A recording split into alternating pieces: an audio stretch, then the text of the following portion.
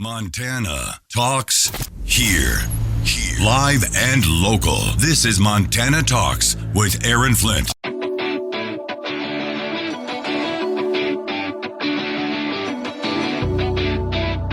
This is where Montana talks. Montana Talks with Aaron Flint. Speaking of these pro-Hamas protesters and rioters, did you guys see this girl? Did you guys see this girl on the Columbia campus? It was her big moment. It was her big moment. Here she is. She's doing like an official press conference. You know, like the official press conference that Joe Biden refuses to hold, condemning these anti-Semitic rioters. Yeah, she had all these TV cameras in front of her. I think she even had a podium. There were several microphones on the podium. This was her big moment. And she takes to the cameras. I think, oh, yeah, here we go. We've got a little bit of audio for you here. Let me play it for you here for a second. Why should the university be obligated to provide food to people who've taken over a building? First of all, we're saying that they're obligated to provide food to students who pay for a meal plan here. But you mentioned that there was a request that food and water be brought in. Unless I misunderstood. To allow it to be brought in. I mean, well, I guess it's ultimately a question of what kind of community and obligation Columbia feels it has to its students. Do you want students to die of dehydration and starvation or get severely ill, even if they disagree with you? If the answer is no, then you should allow basic, I mean, it's crazy to say because we're on an Ivy League campus, but this is like basic humanitarian aid we're asking for. Like, could people please have a glass of water? She's demanding that Columbia University, here they were occupying this campus. Now, police have since gone in and finally broken this up, but here they were, breaking windows, harassing Jewish students, occupying the administration building on campus. But then they were demanding that humanitarian aid be delivered to these occupiers. Where's our food? Bring us some Jimmy John's sandwiches or something. I mean, anyway, the post-millennial shared this via X. Reporter grills Columbia student after she demands the university help feed the protesters occupying Hamilton Hall. It seems like you're saying, we want to be revolutionaries. We want to take over this building. Now, would you please bring us some food? Anyway, Peachy Keenan is an incredible writer. She's friends with our buddy Jeremy Carl from the Claremont Institute who lives in Bozeman. Peachy Keenan said this. This is her big break. The moment she's been waiting for. Claiming her rightful place in the spotlight. Everything she's done. Her PhD in Marxist poetry, her pronoun selections has led up to this. This is the terminus of feminism. Asking for bags of Frito-Lays to feed the other TAs locked in a building. Absolutely poetic right up there by Peachy Keenan via X.com. By the way, go to X.com/Aaron Flint. You can see that tweet from Peachy Keenan there and more. Speaking of Jeremy Carl, I shared something from him as well. Americans, it is a time for choosing. The left's embrace of trans rights insanity punishes actual girls and women. Yeah, apparently the 5 girls from a middle school in West Virginia who refused to participate in a shot put event where a male was allowed to compete against them. Oh, yeah, the girls have been banned from sports. Not the dude taking away their opportunity. They banned the girls from sports. Democracy 24. These two have shared a debate stage before, and after steering clear of any commitment for months, President Biden told Howard Stern that he's open to it. Can I tell you a fantasy I had? I don't know if you're going to debate your opponent. I am somewhere. I don't know when. I'm happy to pay him. And though he skipped Republican primary debates, a former President Trump says, bring it on. We're willing to do it Monday night, Tuesday night, Wednesday night, Thursday night, or Friday night on national television. We're ready. Just tell me where. We'll do it at the White House. That would be very comfortable, actually. But you tell me where. But we're ready. A recent Fox News poll shows that 72% of voters think it shows weakness if a presidential candidate refuses to debate. The Commission on Presidential Debates has already selected locations and dates for 3 presidential debates, but that doesn't mean they'll actually happen. In Washington, Doug Russo, Fox News. Here's a look at your real weather for Billings and Bozeman. With cloudy skies and some scattered snow showers across the Bozeman area at times today. Also seeing rain showers towards the Billings area as well. High temperature readings will stay from around 45 in Bozeman to the mid-50s in the Billings area.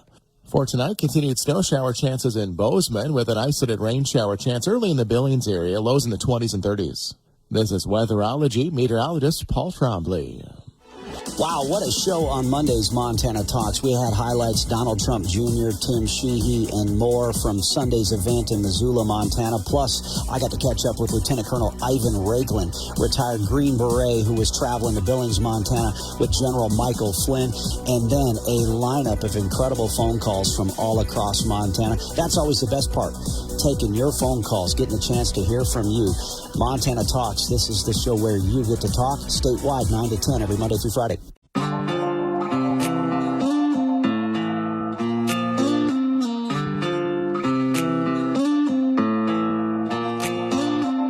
Serving the great state of Montana, from the peaks of the Beartooths to the banks of the Clark Fork River. Montana Talks with Aaron Flint. Well, I'll tell you what, we've had so many great conversations catching up with Bryan Mussard from Reminisce Angus Beef. We're going to get back to your phone calls here in just a few minutes. But, yeah, it's been fun catching up with Bryan Mussard. He's been joining us on the show from time to time to promote his Reminisce Angus Beef products from the steaks to the kielbases to the jerky, you name it. And then we've been talking, some interesting egg issues as well at the same time. Bryan, great to have you back on the show. Thanks for calling in. Good morning. How are you, Aaron? Hey, I'm doing great. What all you been up to, man? It seems like every time we catch up with you, you got something big going on. You know, you had the bull sale the last time, and then you were off to South Dakota, and who knows where. Yeah, well, that's life. That's life in a Montana business. I was just listening to all the ads and all the guys running from Montana, and that's just part of it. So we're irrigating and turning cows out to summer pasture. We're just now getting ready to calve next month, and then we're scheduling cattle to go to the feedlot, and we're scheduling cattle going to the processor. I mean, it's just going around and around. The baby calves being born this year won't be processed into food for 2, some of them 3 years. I mean, it just depends on when people calve, and it's just a fun process to be a part of. It's a fun process to be just people when you send them samples of the meat, and everybody has that same response of why is this so different. And so we really enjoyed it, and learning about the industry, we've learned so much about how healthy beef is that do you know that 2 out of 3 people that don't eat beef today don't eat it out of health concerns? There's still so much media, so much information out there that's untrue, factually untrue about beef, and that's how you sell pills. And we're selling beef to people and helping people get healthy and off of pills and feel good about their life and go enjoy what they want to do. You know, that's such a good point you make. So many. I was actually just talking with another friend yesterday, Dr. Dale Williams with Billings Last Diet, and one of the things I loved about that program is, hey, you want to be healthy and you want to lose weight and you want to maintain your muscle mass. Well, hey, good Montana beef is a great thing to have as a part of your diet. But so many people are turning to pills, and yeah, you might lose weight, but are you losing muscle mass at the same time? And well, that's not a healthy alternative. That might be a temporary, lose weight fast. But if you're losing your muscle mass, like that doesn't help you in the long run. So, but Montana beef, that's going to help you in the long run. Plus, it tastes better anyway.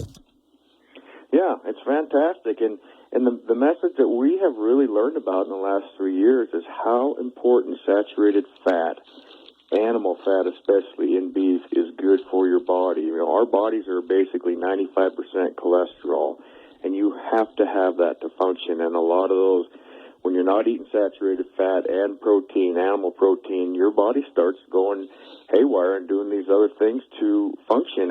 And the only alternative is you either take a pill or get back on real food and it's all part of regenerative ag. I mean, it's so important because there's nothing out there that can eat grass but a ruminant. And you can take that and turn it into the healthiest protein, the healthiest diet you can eat by eating beef. It's fantastic.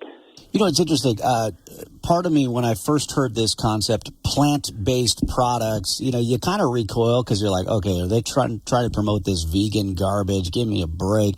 But then I was up in northeast Montana where we've got some great pea and lentil producers, the Montana pulse crops. There's some great plant-based products, right? And they're great for side dishes, and some of these, you know, pea and lentil products have a little bit higher protein in them as well, so it's not just straight up carbs. But I tell you what, it's great for side dishes. You know, we love our farmer friends on top of our rancher friends, but really at the end of the day, you still want to have that Montana beef in a steak or burger, you name it, or you got beef bacon, you got jerky and much more. You still want that as the centerpiece.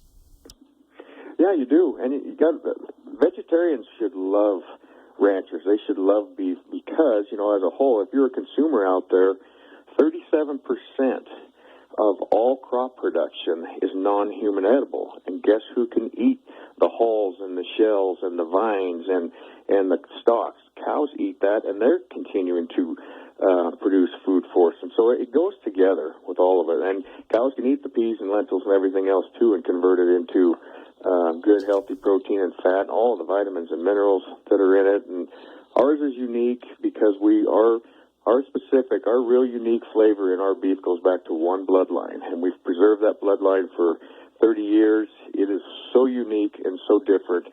That's the measurable difference when people eat our jerky or eat our steaks or our burgers and go, oh my God, why is this so good? And our burgers, we make them 76% lean, and people look at you and go, oh my gosh, that's too fat, I'll have a heart attack. And no, you'll actually feel better and be healthier the more fat you have in your burger, and it'll actually taste like it did back in the 70s. It will be good. Yeah, that's right. Well, and I've had some of your Reminisce Angus, the jalapeno cheddar kielbasa, I think it was. I've got some burger thawing out in the fridge right now as we speak, so can't wait to try some of that. What's your favorite thing that you produce from a beef product standpoint? Something that you can cook up and eat. I would say probably our sirloin steaks. That flavor, like I said, that unique flavor. We get so many comments. People will buy a beef box, a sirloin box, and they'll send back and say, you know, I can't buy tenderloins in a restaurant that taste like this sirloin. This is absolutely amazing. It's one of our highest selling boxes. Interesting. And sirloins are usually cheaper than some of the other cuts, you know, like the ribeye. So yeah, that's great to hear. All right, Bryan Mussard, hold that thought. I'll come back to you real quick here right after the break as well, so folks can find out where to find your products. Bullet points. I'm Eben Brown. Guess which city is seeing a giant spike in the number of people applying for firearms permits? New York City, the one whose restrictive carry laws and permitting standards were rejected by the U.S. Supreme Court and who's now fighting in the Supreme Court yet again to uphold additional gun restrictions created after the previous ones were overturned. More than 13,000 New Yorkers applied for pistol permits in 2023. That's a little less than double from 2022. And more than 3,000 have applied in the first few months of this year alone. So why do so many people want to legally own a gun in New York City? Mayor Eric Adams can't say, but it's been lucrative so far. The NYPD charges more than $300 to process a permit. That's at least $200 more than the initial fee in Florida. New York City will make more than $6 million this fiscal year. And those are your bullet points. I'm Eben Brown, Fox News. Don't let... This is where Montana Talks Ag with Lane Nordlund. Ranchers here in Montana know all too well the impact that wolves had on livestock production, especially when they were listed on the Endangered Species Act and the state of Montana was unable to manage them. Well, after the citizens of Colorado voted to introduce wolves back into the state, ranchers in western Colorado are experiencing losses due to wolves.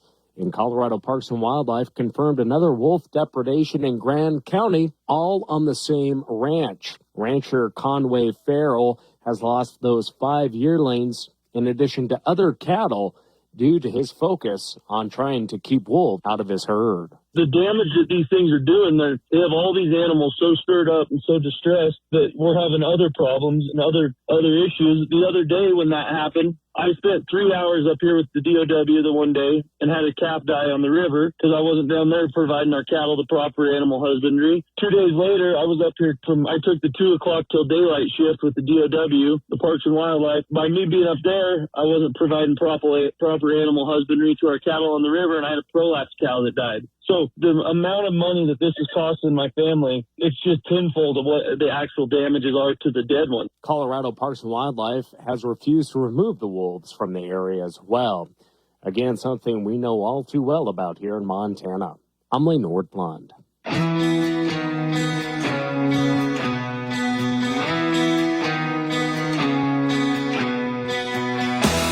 Taking your calls live. 406-294-0970. Montana Talks with Aaron Flint.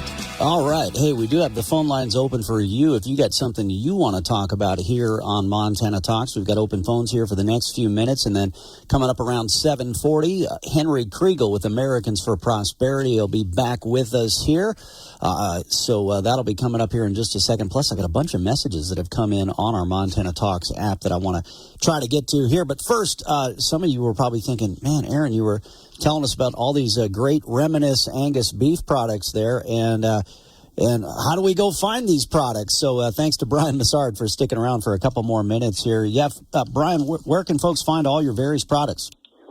Well, we're starting to get more and more town pump stores. There's a lot of them in between Billings and Bozeman, and we're starting to head up through Helena, Great Falls, the Missoula area, and several little stores like the Fort and Big Timber and the beef jerky experience down in Red Lodge, and several little Stillwater Market there towards the Billings area. But it's starting to show up. We're getting more and more requests. We got enough requests now. We've got a route. We've got a little van. It's got wraps. We'll be looking for the Reminisce Angus beef van driving around the state, and we got new bags coming out with a really pretty logo on it, and it's a picture of bulls trailing out across the sagebrush in Montana, and it's fun growing this thing. I never thought irrigating meadows out here that we'd be out driving the van delivering beef jerky, but it's pretty fun to see the thing go full circle, because as ranchers you raise your calf and you sell your calf and you hope it's good and everything you've put into it, and that's about the end of it. And you've taken a risk a long time. You've bought the bulls the year before.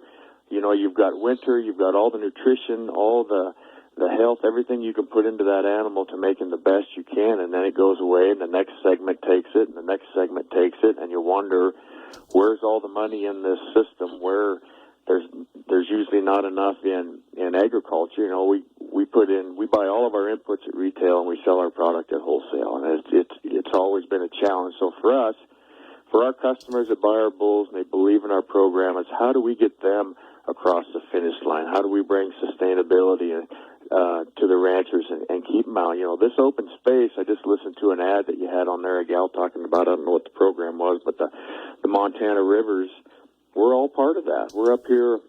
A lot of ranchers like us are up above all the dams, above all the reservoirs, and the only irrigating water we get is snow. And you pull that water out of the creeks and you put it out across your meadows, and it goes down into the ground, comes up in another spot, and then you have a wetlands area, and there's ducks and geese and all kinds of birds, and it's holding that water. It's not all just going down to the municipalities in Iowa or down the Missouris. It's so important to pull that out and then that water protects us from wildfires later in the year. That's what a lot of people don't understand, too, is that if we just flush all that water downstream, well, then we don't have it when we need it. But that, irrigation, anything like that, or any of that water that's left on the land, that helps kind of maintain that down the road. That's one big lesson learned. They learned down in California when they tore out all the dams in particular, too, is what the impact that had on wildfire threats and so much more. Your website again, Bryan Mussard. It's remangusbeef.com. All right. Well, I can't wait to see your van cruising around. We had a Bidenomics van that they were driving around in Bozeman, and I kind of wanted to take it down by the river. And I'm living in a van down by the river, thanks to Biden tester inflation. But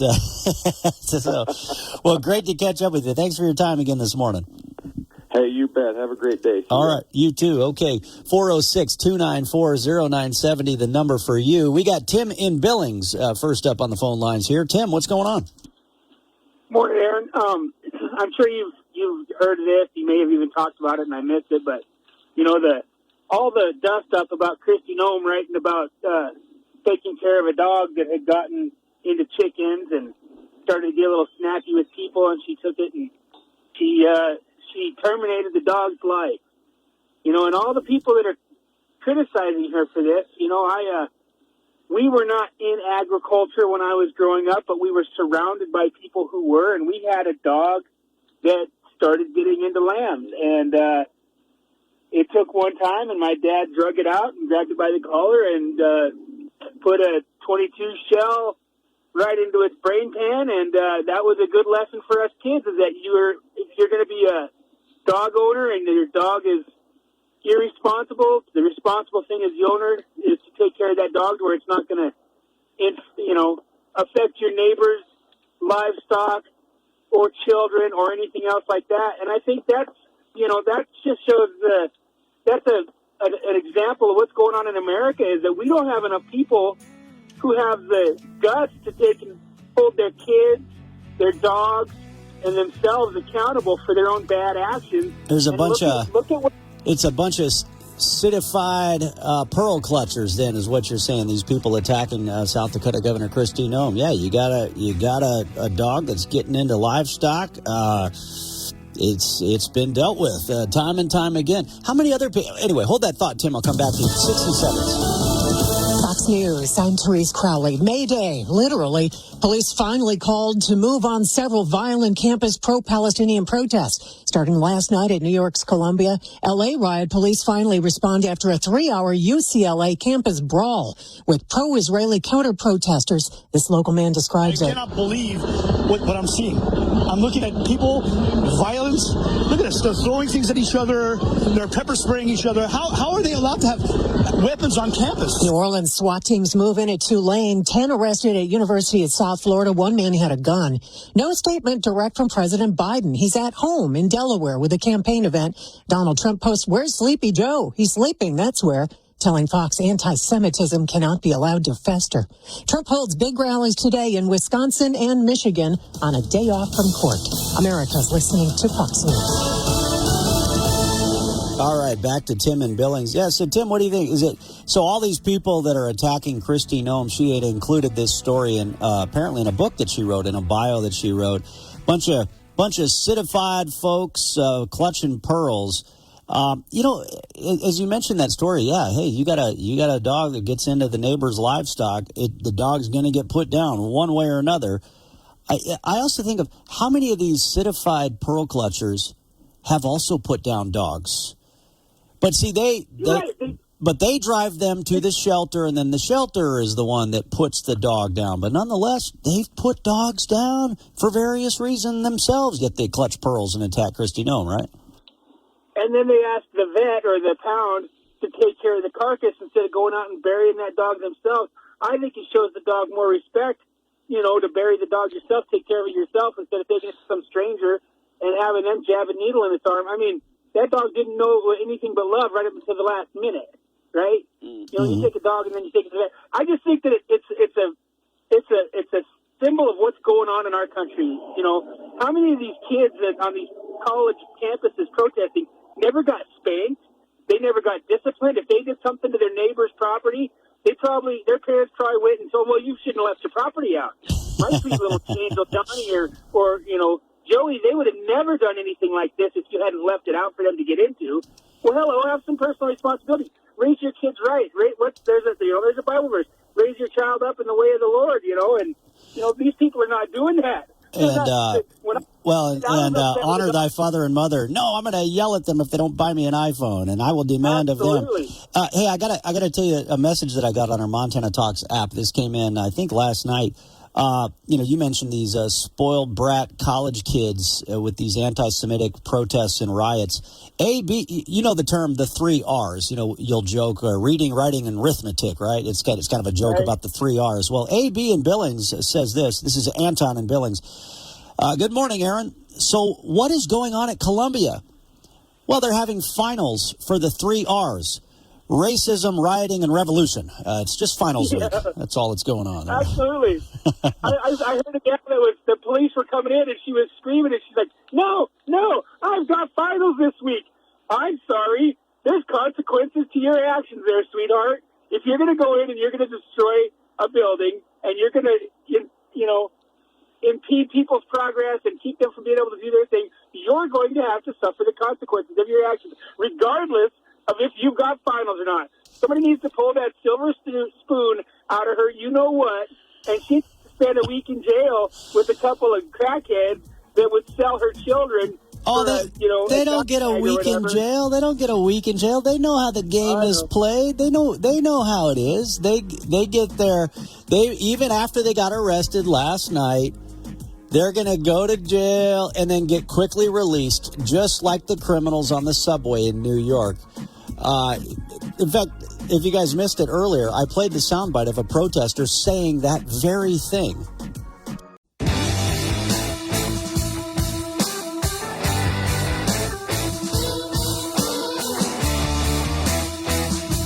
This is where Montana talks. Montana Talks with Aaron Flint. All right, let's jump right into it. We've got our friend Henry Kriegel back on the phone lines with us here.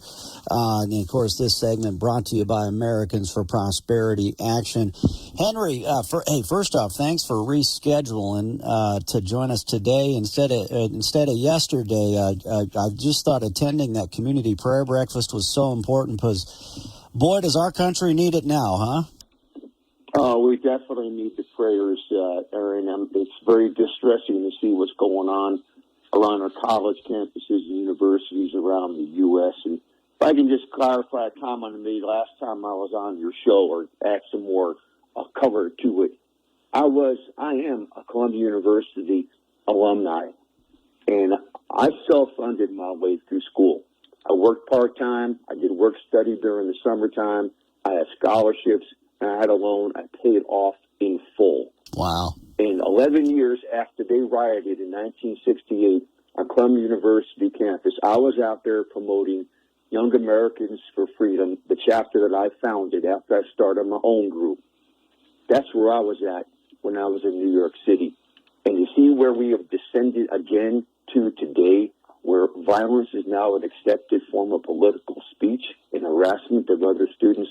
It's despicable, and it's actually well-funded, because if you look at the encampment tents on Columbia University's grounds, they're all the same tent. Now, students didn't all go out to REI and buy the same tent to live in on the campus. Yeah. So, well, I saw Fox News Radio had confirmed that apparently the Rockefellers and George Soros, Fox News Radio reported this, that it was confirmed that they were funding these campus protesters. But we know that there's more. I will guarantee you there is foreign interference going on here as well, propping up these pro-Hamas outfits. It's just absolutely crazy what's going on. Yeah, they're trying to set the stage to create so much chaos that will ultimately impact our culture, civilization, and in the near term, our upcoming elections, which is what we're here to talk about today. And where we can make the greatest impact, as I've always said on your show, is right here in Montana. Because we have, as you know, the top U.S. Senate race occurring right in our home state.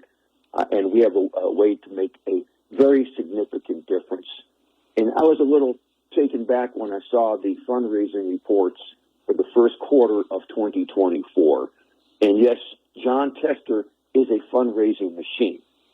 He raised nearly $7.3 million in the first quarter, bringing up his total to beyond $31 million.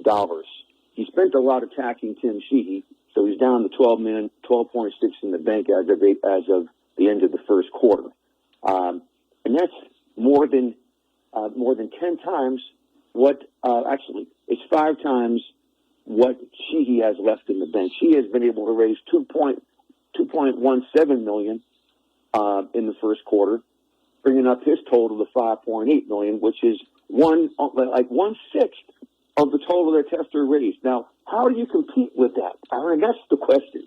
How do we compete? Because we can. We can compete with the that. Democratic Party, right? We can compete with that. We actually can, but we can't compete on their playing field. We compete where we have the comparative advantage, where we are the strongest. And I'll tell you where we are crushing them, Aaron. We are crushing them at the doors. We are crushing them with our canvassing team at Americans for Prosperity Action. We've got staff all around the state. I don't know, maybe upwards of 60 part-time people knocking doors, having one-on-one conversations with voters, and changing hearts and minds at the door.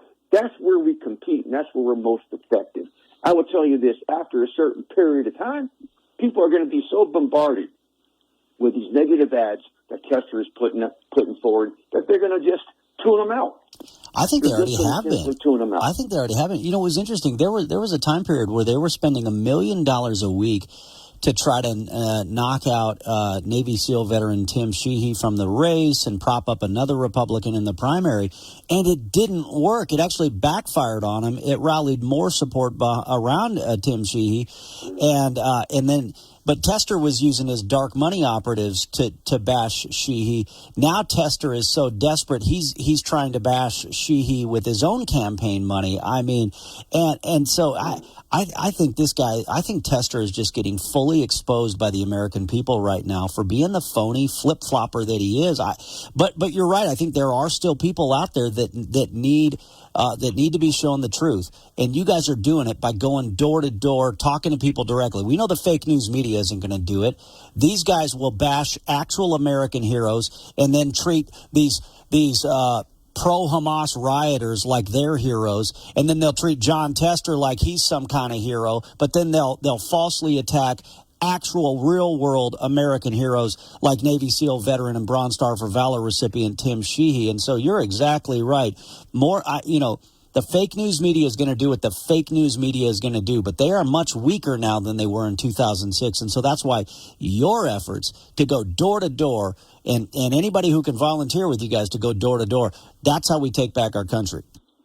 Oh, absolutely. And you're spot on about the attacks on Tim Sheehy. And thankfully, yesterday we had a mainstream media outlet, NBC's Montana Today, did an unedited, straight-up live interview with Tim Sheehy, and Tim was able to address all the bogus claims that have been made by the Tester machine, including the gunshot wound. You know, it was a very honorable thing of Tim Sheehy to not report the likely friendly fire he suffered in Afghanistan, because it would have led to an investigation and possible removal of one of his troops, and him, since he was wounded, and they were down to half level of their troop strength because half of them were already wounded and taken off the field of battle, and that was not an option for him. Finally, some media outlet gave him a straight shot, and he did a wonderful job, and I would recommend our listeners check out NBC Montana's Today clip on YouTube from yesterday with Tim Sheehy. It's excellent. It will answer many of the questions that have been posed by the naysayers and the non-believers and the critics, and the Tester machine has been putting out towards Tim Sheehy. I'm glad he called out the fake news in that interview, too, because you could tell, like, NBC Montana, and I see their liberal biased reporters on Twitter. Mm-hmm. These guys, like, slobber over their fellow liberal reporters. And, it was a total attempted hit piece. They took all of the Democrat hit pieces and tried to throw them all at Tim Sheehy, and he fought back against each and every one of them, called out the fake news media like the Daily Beast. I mean, give me a break. It's a liberal blog. And so, yeah, even though they try to throw everything they can at him, when they throw softballs at John Tester, right? They do, and they misreport things too. Like in these articles that have come out about the fundraising and the money being spent in Montana. They claim that the last best place PAC has only spent $1.7 million. That's totally false. They spent $5.4 million before the first quarter was even over. Yeah, that's Chuck Schumer's PAC, yeah. That's Chuck Schumer's PAC. Then they contrast that to, quote, the billionaire-funded more jobs, less government. That spent $5.1 million in support of Tim Shea. I think they got the numbers reversed, actually. By the way, I will say this, though. I am proud that AFP Action has kicked in $1.8 million in media buys in support of Tim Shea's campaign. Oh, wow. We are engaging in the air war as best as we can, but we really put most of our resources in canvassing and door-to-door. That's where listeners in Bozeman and in Billings have the opportunity to engage, because we have very strong offices here in Bozeman and also where you're at in Billings, where they can engage as volunteers or someone if they want a great plum job, door knocking. We pay higher than market rates for this stuff. Yeah. And in fact, we have I ran into a veteran. I ran into a retired law enforcement friend who's also an Air Force veteran. He said, "Yeah, I've been doing a part-time job. He's retired and he wants to help out his country and wants to get into the fight." So yeah, he was telling me how he's going door to door for Concerned Veterans for America. And you got a great team there out of your Billings office with Chris Ingett, a Purple Heart veteran himself. Henry, hold that thought. I want to sneak in at least one caller before our next break here. Randy in Livingston, did you have a quick question or comment? Hi. Yes, I did. Thank you. I've been getting a lot of junk on my phone from a fellow named Troy Downing, and I don't know him from Adam. Been in Montana for 6 years. I just wanted to know, is he running for Rosendale's job? And is a lady named Elsie Arnson, is she also running for Rosendale's job? So you don't know either of them, huh? No, I'm sorry. Okay. I'm out here in Livingston. We don't have a newspaper worth using to the bird cage. I'm sure you know that. And you're relatively new to Montana, did I hear? Yeah. So yeah. Troy Downing is the state auditor. He's running for the Eastern Congressional seat. Elsie Arnson is the superintendent of public instruction. She's running for that congressional seat. 8 candidates in total. So that's 2 of them. All right. Randy, thanks for the call. Henry Kriegel, if you can, stand by. We'll come back to you after the break. I know you guys are, very involved from the AFP Action standpoint on the U.S. Senate race. Wondering if you guys are involved in the House race as of yet either. Needless to say, you don't play favorites, but every family has a natural unspoken hierarchy. Longest legs up front, shortest kid in the way back. And the one with the best attitude, right smack dab in the middle. Sorry, buddy. The first ever Lexus TX is a 3-row SUV where everybody wins. With loads of elbow room, cargo room, and leg room. For everyone, no matter where they sit. This is a new era of 3-row luxury. The Lexus TX. Experience amazing at your Lexus dealer. Fox News commentary. In one of the cringiest moments to ever air on television, Drew Barrymore urges VP Harris to be the mamala of the country. I'm Tommy Lahren. More next. I've seen some pretty bad television in my day, but the VP Kamala Harris interview on the Drew Barrymore show might take the cake. And yet another softball interview for the terribly unpopular VP. Actress and show host Drew Barrymore lamented on the state of the nation and, with a straight face, told the vice president that the country needs her to be our mamala. Oh boy, where do I begin? First of all, it's not surprising that uber liberal flower child Drew Barrymore chose to fawn all over the VP. That was expected. But to claim that the country Joe and Kamala destroyed needs Kamala to be our mamala, well, that's a bridge too far. Kamala Harris can't even handle her designated duties. Just take a look at the border invasion she's overseeing. So the last thing America needs is for Kamala to be our matriarch. We don't even want her as the vice president. That's a no from We the People, Drew. I'm Tommy Lahren, and you can watch my show, Tommy Lahren is Fearless, at Outkick.com.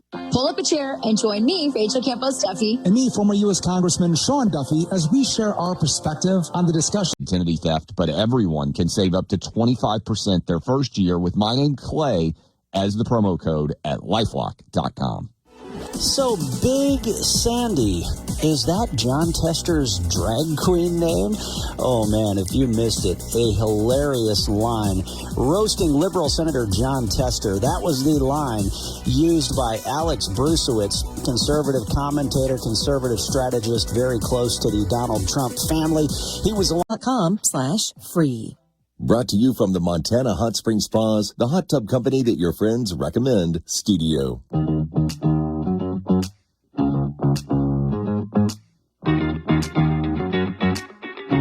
Taking your calls live, 406-294-0970. Montana Talks with Aaron Flint. All right, we'll get back to Henry Kriegel here in just a second, but next up on the phone lines, we've got Pat Plowman out of Carbon County. Pat, always great to hear from you. Oh, thank you, Aaron. Bless you. I pray for you every day. It's so appreciated. Thank you. Oh, we all need it. I just wanted to share our Carbon County National Day of Prayer event. The theme is Lift Up the Word, Lift Up the World, 2 Samuel 22, for you are my lamp, O Lord, and my God lightens my darkness, for by you I can run against a troop, and by my God I can leap over a wall. This God, his way is perfect. The Lord's word proves true. And we will meet under the flagpole at the Carbon County Courthouse at noon tomorrow, 102 Broadway Avenue. You can call me or Pastor Bob, 962-2235. Hey, that's great. Well, Pat, thanks for calling in. Yeah, I know tomorrow I will be at the Yellowstone County Courthouse. Let's see, tomorrow's Thursday. Yeah, for a similar event. So, yeah, Carbon County, great to hear about that event there. And then I'll be at a National Day of Prayer event at the Yellowstone County Courthouse same time. If any of you missed it yesterday, they had the community prayer breakfast in Billings. And in the 9 o'clock hour of the show, I had a former Democrat congressman and Ambassador Tony Hall in the 9 o'clock hour. Man, so incredible talking with him. Seriously, it's one of those deals. If you missed it, go back and listen to the audio. I've got it featured at MontanaTalks.com right now. All right, Henry Kriegel with Americans for Prosperity Action. Henry, what else do you want to share before we run out of time here this hour? Yeah. Speaking on behalf of Americans for Prosperity, I just want to say what a great time we had last weekend at Friday night at Rockin' Our Bar downtown, Bozeman, Mike Hope's place. He joined us, and we had a lot of folks come out just for that event, and also to meet my good friend, and I like to quip him about it, my good friend and Montana radio legend, Aaron Flint. Wonderful to have you, brother. Man, that was incredible. We had probably 30, 40 listeners that came down, and then there were a bunch of other people that were hanging out. That was just like a fun little it was like our own little happy hour, wasn't it? And then the fusion fights on Saturday, that was incredible. Oh, that was great. That was so professionally run. Terrell did a great job, the guy who organizes it, and you got some time in the octagon during intermission to talk about the greatest fight that we have as a nation, and that is the fight to save our country.